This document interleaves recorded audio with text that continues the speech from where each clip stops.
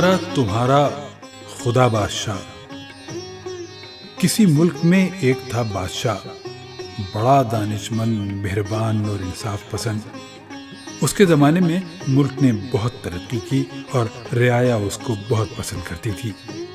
اس بات کی شہادت نہ صرف اس زمانے کے محکمہ اطلاعات کے کتابچوں اور پریس نوٹوں سے ملتی ہے، بلکہ بادشاہ کی خود نویس سوانح عمری سے بھی. شاہ جمجا کے زمانے میں ہر طرف آزادی کا دورہ تھا. لوگ آزاد تھے اور اخبار آزاد تھے کہ جو چاہیں کہیں، جو چاہیں لکھیں، بشرطے کہ وہ بادشاہ کی تعریف میں ہو، خلاف نہ ہو.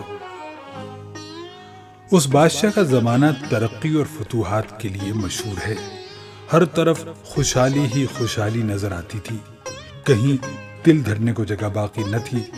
جو لوگ لکھپتی تھے دیکھتے دیکھتے کروڑ پتی ہو گئے.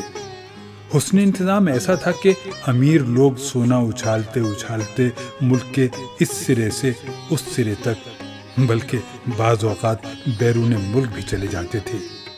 کسی کی مجال نہ تھی کہ پوچھے اتنا سونا کہاں سے آیا اور کہاں لیے جا رہے ہو.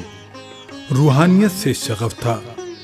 کئی درویش اسے ہوائی اڈے پر لینے چھوڑنے جاتے یا اس کی کامرانی کے لیے چلے کاٹتے تھے.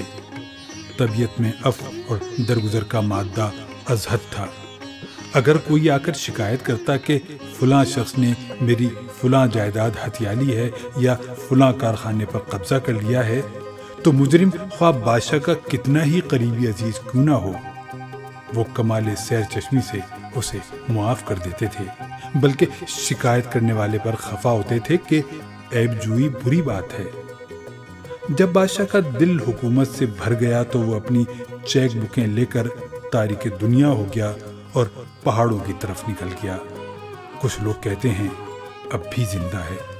واللہ عالم بالصواب.